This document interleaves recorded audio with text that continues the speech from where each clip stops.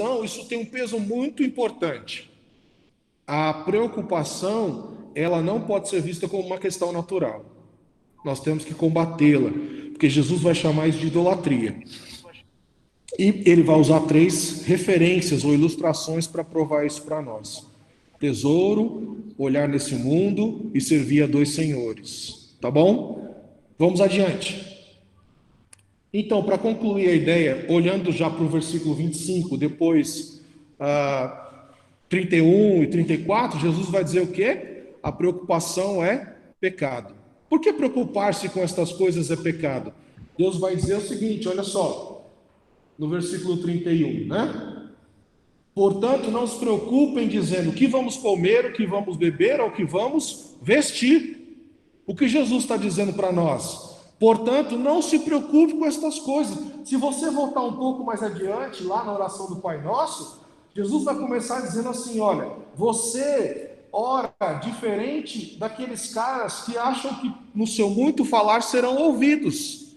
É interessante porque Jesus começa lá nas bem-aventuranças, no Sermão do Monte, no capítulo 5, mostrando o seguinte, olha, esses caras pensam que porque falam muito, buscam muito o seu Deus, eles serão atendidos. Mas aí Deus vai dar o contraste. Mas vós, portanto, vós orareis assim, Pai Nosso. E quando Jesus fala isso, ele vai mostrar que a gente ora desta maneira, confiando a nossa vida a Deus, que é o nosso Pai, mas ele vai dizer uma coisa interessante. Ele vai dizer que nós agimos diferente dos pagãos, que ele vai repetir depois no sermão aqui no capítulo 6, de 25 a 34, dizendo que quem se preocupa com estas coisas são aqueles que não o conhecem. Ele vai chamar de pagãos. A mesma expressão que ele usa lá atrás. Ora, aqueles que pensam que no seu muito falar serão ouvidos, são aqueles que se preocupam com as coisas deste mundo. Olha que interessante o argumento de Jesus aqui para nós, queridos. A preocupação é um pecado. E ele quer que nós entendamos que, como crentes, nós não devemos viver preocupados. Nós não podemos viver preocupados. Isso é muito importante. Por isso, a preocupação, esse é meu outro tópico, ela é uma desobediência a Deus. Jesus diz 3 vezes nesse texto, né? Versículo 25, 31 e 34. Não se preocupe. Não se preocupe. Ou seja, quando Jesus está dizendo isso, ele quer que nós façamos o quê? Acreditemos, confiemos nele. Então ele nos dá uma ordem. Portanto, não atendê-lo ou se preocupar é uma violação a um mandamento, a uma ordem de Deus. Não se preocupem, confiem em mim, eu cuido de vocês. E aí é interessante porque ele vai dar 3 ilustrações aqui. Ele vai falar sobre os lírios, vai falar sobre as vestes, e ele vai dizer o seguinte: vocês não valem mais do que estas coisas? Ele vai usar o argumento do menor para o maior, depois do maior para o menor, mas a intenção é a mesma coisa. É mostrar-nos que ele está cuidando de nós. Então a preocupação se torna uma desobediência. Por quê? Porque nós não atendemos para o que Deus disse e nós, usando lá a mesma analogia de Gênesis, nos preocupamos ou voltamos o nosso coração para aquilo que todos os demais sem Deus se preocupam ou buscam ansiosamente nesse mundo. Tá claro isso, gente? Por isso que em João 14, versículo 1 e 27, Jesus vai falar isso 2 vezes, ele vai dizer: não perturbe, não se perturbe o vosso coração, não se turbe o vosso coração. Credes em Deus, credes também em mim. É interessantíssimo isso. Jesus mostrar para os discípulos e para nós que nós podemos confiar nele. Que nós podemos confiar nele. E aí você precisa entender isso como algo real, como algo verdadeiro, tá bom? Isso é precioso. A preocupação, então, segundo a palavra de Jesus, é uma desobediência. O Maurício está perguntando aqui, ó, é certo dizer que a preocupação tem limite? Ou seja, quando perdemos nossa paz, demonstramos a falta de confiança em Deus? Caminhamos para a autonomia, assim? Ora, a preocupação, ela não tem um limite. Qualquer limite da preocupação é pecado, segundo a palavra. Porque a ordem é: não se preocupe. Entende o que eu estou dizendo? O que o Maurício está dizendo assim: pastor, é certo dizer que a preocupação tem limite? Ela não tem um limite. Toda vez que eu me preocupo, eu estou pecando. Porque, em tese, eu estou desconfiando do cuidado de Deus. Eu posso planejar. Planejar faz parte da minha vida. Aliás, Deus me orienta a fazer isso na Bíblia, inclusive. Tá? Então, planeja a sua vida, o seu futuro, a escola das crianças, a casa que você vai comprar, o carro que você vai trocar, a viagem que você vai fazer. Planejar faz parte da vida do cristão, porque a Bíblia me ensina a planejar. Agora, todo tipo de preocupação, ela é pecado. Por quê? Aí vamos voltar ao nosso argumento anterior. Porque isso que ocupa o meu coração é uma idolatria. Se eu acordar amanhã e estiver preocupado como é que vai ser o meu trabalho, eu já estou pecando. Não tem limite para me preocupar com o trabalho. Entende? Se tudo aquilo que está acontecendo no meu trabalho gera em mim as preocupações que me fazem viver situações desconfortáveis, é um pecado. É um pecado em relação à minha vida pessoal, familiar, casamento, filhos. Isso não quer dizer que nós não temos que cuidar, né? É diferente, cuidar dos filhos, do marido, da esposa, planejar a vida, buscar sabedoria em Deus, tudo isso faz parte. Agora, todo tipo de preocupação na Escritura é pecado, porque ela ocupa o lugar do Criador e faz com que eu desconfie do cuidado dele. Então, quando nós perdemos a nossa paz, né, o Maurício se colocou aqui, demonstramos a falta de confiança em Deus, é isso. A preocupação, ela vai tirar a sua paz e ela vai tirar a sua confiança em Deus. Por isso que toda preocupação é pecado, porque ela vai substituir o Criador e vai colocar a criatura no lugar, as suas necessidades, suas angústias, vai colocar os seus desejos no lugar. Tá claro, gente? E aí, claro, aí concordo aqui com o Maurício. Aí você caminha em autonomia. É uma autonomia. É o homem gerindo a sua vida. E por causa disso, ele está ocupando o coração dele com um Deus que não é o Deus verdadeiro, um Deus falso. Então, as preocupações. Por quê? E aqui eu quero concluir a minha ideia falando de um argumento filosófico mesmo. Por quê? Porque preocupação nunca é uma preocupação vazia, entende? E se ela é uma preocupação com algo, e essa preocupação com algo afeta a minha relação de confiança, de paz e de dependência de Deus, então ela já substituiu o Criador pela criatura. Sou eu tentando reorganizar a minha vida, entendeu? Por isso que ela é sempre pecado. Ela sempre vai afetar a minha relação com Deus. Ela vai tirar minha paz, ela vai me fazer caminhar em autonomia, como colocou o Maurício aqui, porque não tem como. Lembra lá a conclusão de Jesus? Não dá para servir a dois senhores. Se eu me preocupar, eu estou abrindo mão da confiança em Deus. Logo, eu estou abrindo mão da minha confiança em Deus, tá? Isso é uma coisa importante. Portanto, o desafio para nós, é um desafio mesmo, queridos, é entender isso como pecado.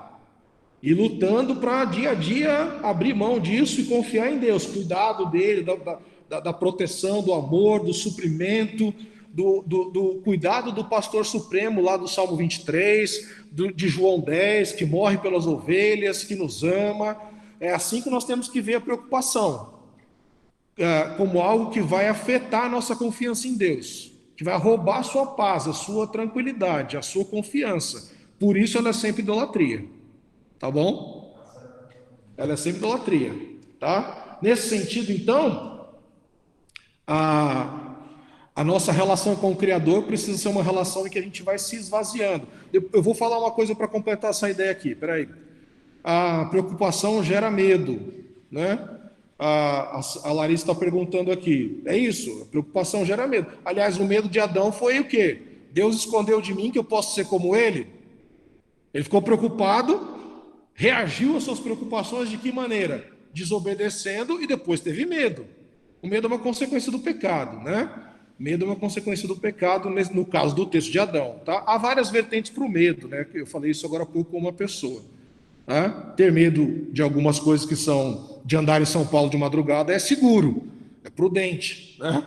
Isso aí é um medo bom, saudável. Agora, ter medo que Deus vai cuidar de mim é pecado. Desconfiança, insegurança, que Deus está cuidando da nossa vida é pecado. Nesse sentido é pecado, tá bom? E aí não tem, porque a Bíblia não trabalha com meio termo, né? Ou você confia ou você não confia, ou você acredita ou você não acredita. E aí o que eu acho interessante desse texto de Mateus 25, aqui 6:25, é que Jesus começa com um portanto para se referir a tudo que veio antes. Nós temos um Pai, então nós oramos ao nosso Pai que está no céu.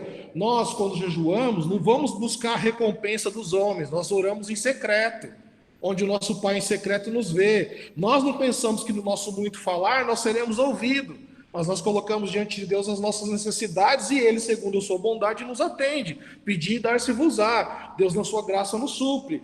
Ou nós vamos caminhar de outro lado, que é o quê? É o homem que pensa que no seu muito falar vai ser ouvido, que pensa que não tem um pai no céu cuidando das suas carências e que está buscando nesse mundo acumular tesouro, riquezas e, portanto, acha que ele pode servir a dois senhores. Entende a lógica? Ela é sempre assim, ela caminha em vertentes opostas. Por isso que Jesus completa a sua ideia com esse portanto aqui. Portanto, vocês não se inquietem com isso, não se preocupem com isso. Por que nós não devemos nos preocupar? Ele vai dar essas ilustrações para mostrar que ele cuida de nós, dos lírios, da sua criação, quanto mais nós. E aí é interessante a gente entrar nessa ideia, e essa é uma outra ideia que eu quero compartilhar com vocês. A preocupação é um pecado sério. Por quê? Porque Jesus vai nos chamar de homens de pouca fé. Se você vive dessa maneira, Jesus vai dizer, então você não crê em mim. Então você não confia em mim. Onde é que está a sua fé? Jesus vai mostrar isso, homens de pouca fé.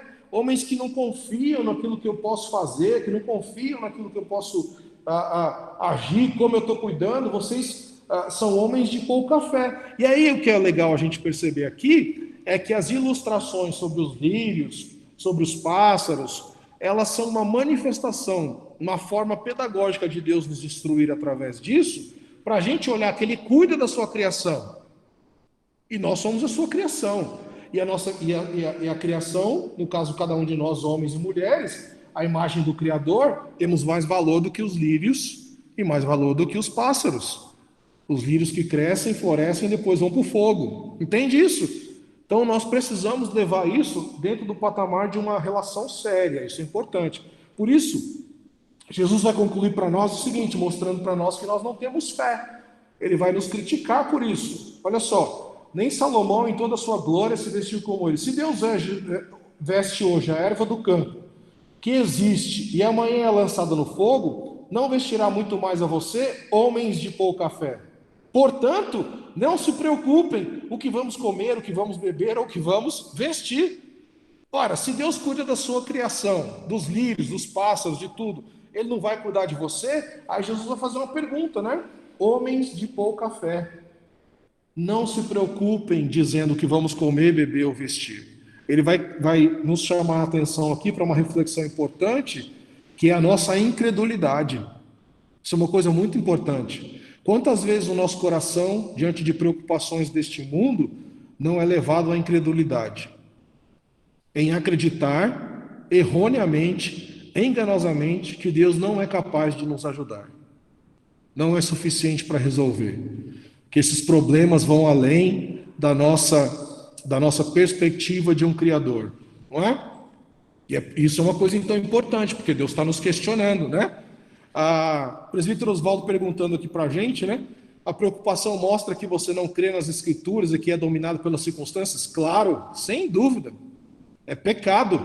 Preocupação mostra que nós não cremos nas Escrituras. Por quê, queridos? Olha só, vamos pensar em algumas circunstâncias, né? Maná cai do céu sem ninguém fazer nada. Corvo vai dar alimento, corvo vai dar comida, vai dar alimento para o profeta no meio de uma pandemia, que não tinha nada para comer, né?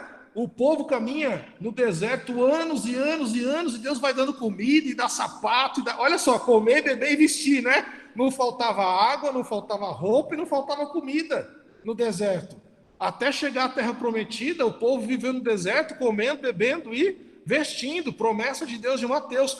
Ora, não se preocupem com o que vocês vão comer, beber e vestir. Ele fala do que é básico, do que é essencial. Então, sim, claro, essa pergunta do presbítero Oswaldo é interessante, por quê? Porque a preocupação mostra que nós somos homens e mulheres que ainda não creem plenamente nas Escrituras e somos dominados pelas circunstâncias. Por isso que Jesus vai nos chamar de homens de pouca fé, porque essa expressão aqui se refere à incredulidade. A pergunta poderia ser assim, meu irmão, minha irmã, você não crê que eu posso cuidar de você? Então você é um incrédulo. Você é como pagão. Você não confia em mim ainda. Precisa aprender a confiar. Está vendo isso? Então, por isso que isso é uma coisa importante, né? Porque Jesus nos chama de homens de pouca fé. Ele revela isso de maneira muito clara para os discípulos e para nós como cristãos, porque ele vai chamar isso de incredulidade. Olha para os lírios. Você não tem mais valor que os lírios? Então por que você não acredita que eu vou cuidar de você? Entendem isso? Então essa relação é uma relação de incredulidade. Isso é uma coisa importantíssima. Por quê, queridos? Porque a incredulidade, ela está relacionada ao coração do homem que não crê no Senhor Jesus. É o pagão cristão. Ele sim, ele uma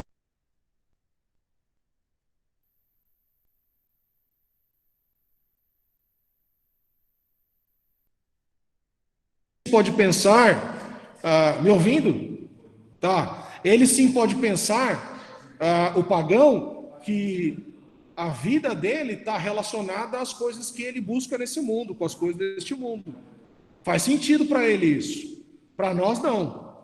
Para nós não faz sentido, porque revela autonomia, desconfiança, incredulidade nas escrituras, e acima disso tudo, que é o mais sério para nós pensarmos aqui, é o quê? É a idolatria.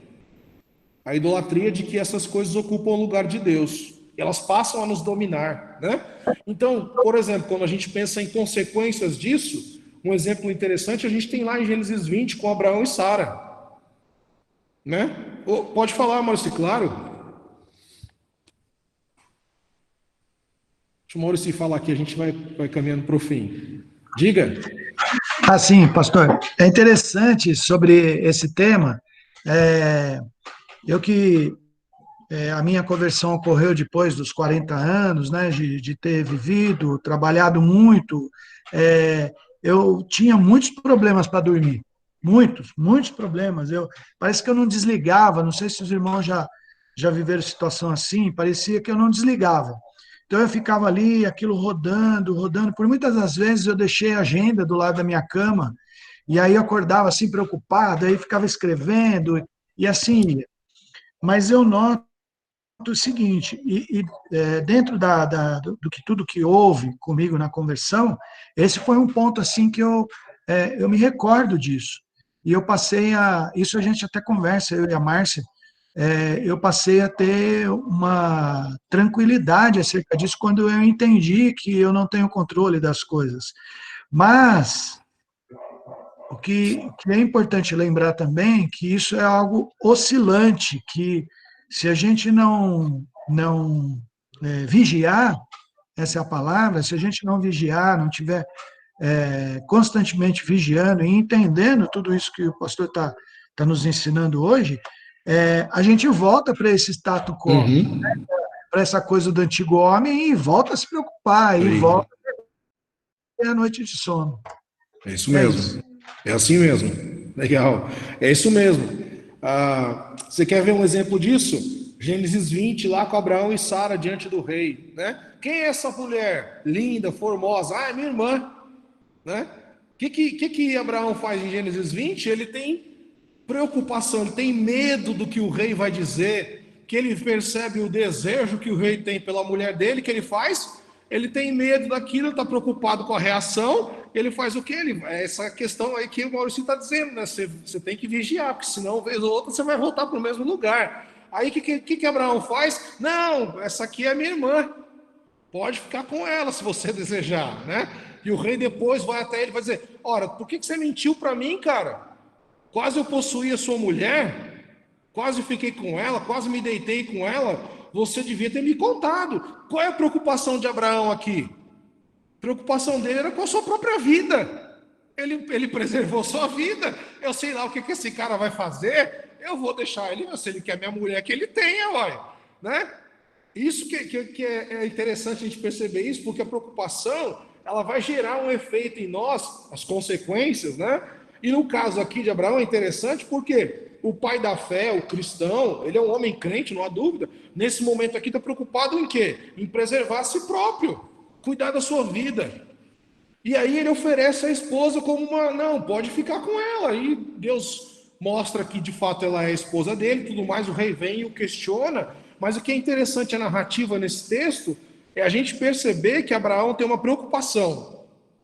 E não é a esposa e o casamento, é cuidar da sua própria, é se livrar. Correr o risco de morrer? Não, se o senhor quer a minha mulher, fique com ela, né? Então, é interessante a gente perceber isso, porque ela nos mostra, a Bíblia nos mostra, aqui em Gênesis 20, por exemplo, nesse relato, que a preocupação ela vai gerar uma consequência em nós. Vamos pensar numa coisa simples. Se a preocupação de Abraão fosse glorificar a Deus, ele teria dito: ela é minha mulher. Nós somos casados. Somos abençoados por Deus no matrimônio. Deus nos fez casar, estamos juntos. Ela é minha mulher. Aconteça o que fosse, né? Que qualquer coisa que fosse aqui, no caso, mesmo que ele corresse o próprio risco de morrer, a sua vida tivesse correndo o risco aqui de ser ceifada, ele teria dito a verdade. E é isso que Jesus está dizendo lá em Mateus. A preocupação nos rouba do nosso Criador e a gente passa a viver em prol do quê? Da gente mesmo. Vou cuidar da minha vida. Mas e sua mulher? Não, nesse momento aqui o mais importante sou eu. Preservar minha vida diante do rei. Deixa a Sara lá. Ela não vai se virar, né? E Jesus vai dizer o quê? Se você está preocupado com os tesouros, se você está preocupado com as coisas deste mundo, né? Se os seus olhos estão cobiçando as mesmas coisas, se você está servindo a dois senhores, não há dúvida que os efeitos da sua preocupação serão efeitos terrenos. Serão efeitos terrenos, né? E aí eu tenho aqui uma última coisa para a gente conversar e compartilhar aí para a gente ter um tempo de oração. Essas preocupações, elas têm efeitos espirituais e físicos. Tá bom? Olha só, Provérbios 12, 25 nos diz a respeito disso. Eu vou ler aqui para vocês. Provérbios 12, 25 vai dizer que isso é aquilo que o Maurício falou, é interessante. Olha só, o coração ansioso deprime o homem, mas uma palavra bondosa o anima. Quando você vai para o 14:30, olha só o que nos diz o texto, 14:30. Vai dizer assim: o coração em paz dá vida ao corpo, mas a inveja apodrece os ossos. Quando você vai para Lucas 10, 41, nós temos ali também uma outra referência interessante. Lucas 10, 41. E vai nos dizer assim: respondeu o Senhor: Marta, Marta, você está preocupada e inquieta com muitas coisas. Olha que interessante, né? A preocupação, ela faz o quê? Diz Provérbios, ela gera questões físicas em nós, problema físico. Aquilo que o Maurício disse é interessante. Já pensou ser preocupado? Você não dorme, tem dores de estômago, tem insônia, tem dores de cabeça, o corpo dói. Por quê? Porque as preocupações, elas também nos afetam de maneira espiritual, diante de Deus, é uma idolatria, é um pecado, é uma desconfiança de quem Deus é, mas ela também nos afeta fisicamente. Há consequências sérias no nosso corpo devido às preocupações que temos neste mundo. Né? Imagina o que vamos comer, o que vamos beber, né, o que vamos vestir, onde vamos morar, todas essas coisas se consumirem em nosso coração, a gente vai ficar louco, a gente não vai dormir mais. E o que o provérbio vai dizer o quê? É que o coração assim não tem paz. 14:30. Não tem paz. É interessante Jesus virar para Marta em Lucas 10 e dizer assim: Marta, deixa eu falar um negócio para você, você não para? Está preocupada com o quê? Para de limpar essa casa, senta aqui, vamos conversar, né? Olha que interessante Jesus chamando a atenção de Marta, né? Para, Marta, está preocupada com o quê? Senta aqui comigo, aqui um pouco. Ou seja, as preocupações, elas nos fazem desobedecer a Deus, mas elas também são corrosivas para a nossa saúde e para a nossa felicidade. Isso é muito importante. Provérbios diz que a palavra de ânimo aformoseia o rosto, né? Conforme a gente está emocionalmente, a gente revela para as pessoas, não é verdade? Nosso rosto, ele revela a nossa paz, a nossa tranquilidade ou as nossas angústias, né? E eu acho muito legal o Provérbios dizer isso. Olha, o coração que está em paz, ele anima o corpo, ele anima a gente fica disponível, disposto, a gente está animado. Agora, o outro lado é verdadeiro, né? São consequências espirituais que afetam a nossa saúde, geram em nós sérios problemas, né? Não é à toa que você vai no médico e ele fala: não, cara, você está com estafa, você está estressado, você está precisando dar uma descansada um pouco, né? Aí você vai dizer assim: mas o que é isso? Isso é o que a Bíblia está dizendo, né? É o coração que não tem paz, que está preocupado com tudo, né? Marta lá se preocupando com toda a casa enquanto Jesus está com ela, mas o que era importante era a casa. Provérbios dizendo para a gente não se preocupar com essas coisas, Abraão se preocupando com a sua própria vida, e essas coisas vão gerando em nós efeitos físicos, né? Nós vamos vivendo efeitos físicos, né? Enxaquecas podem surgir, né?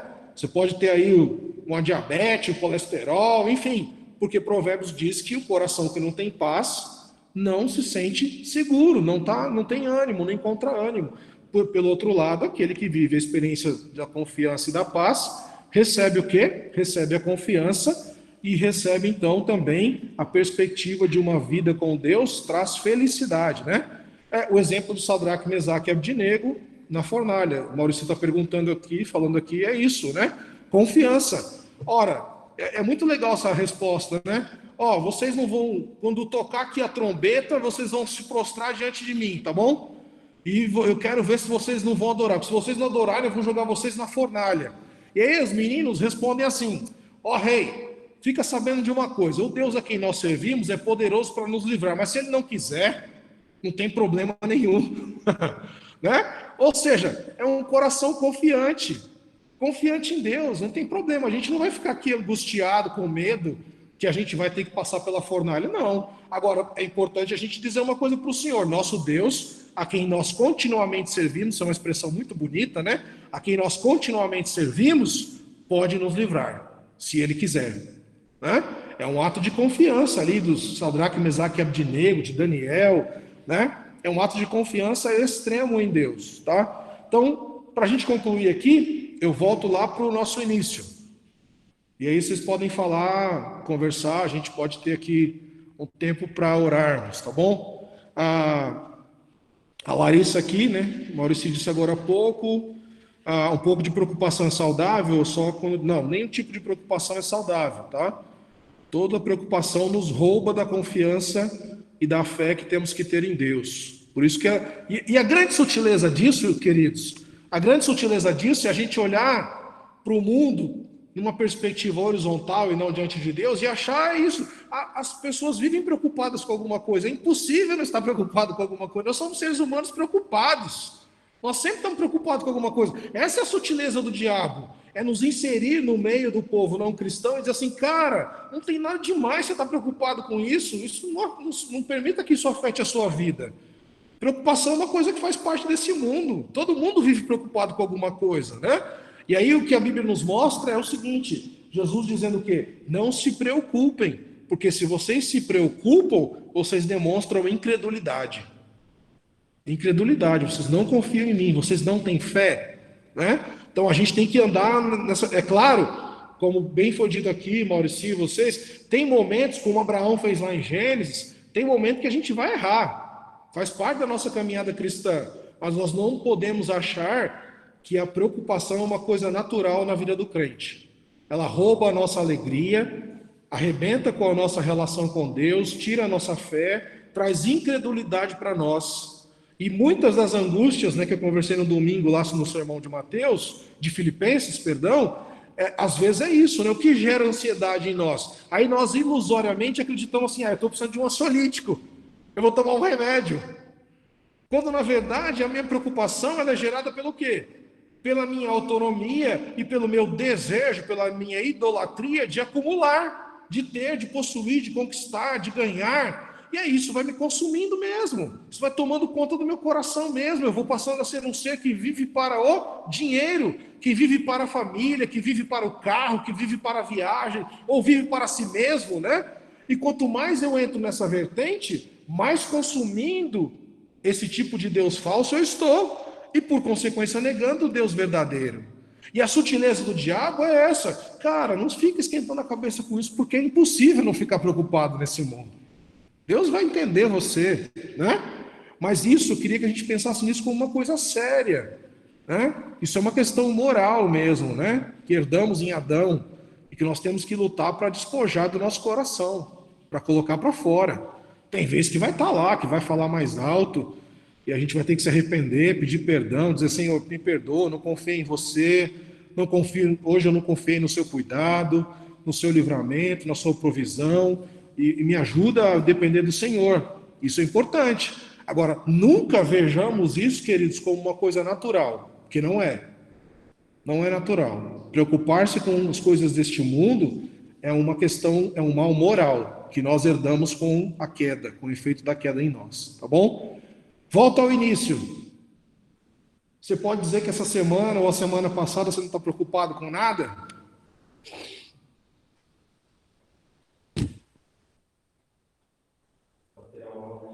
Pode tirar o áudio aí, falar, compartilhar.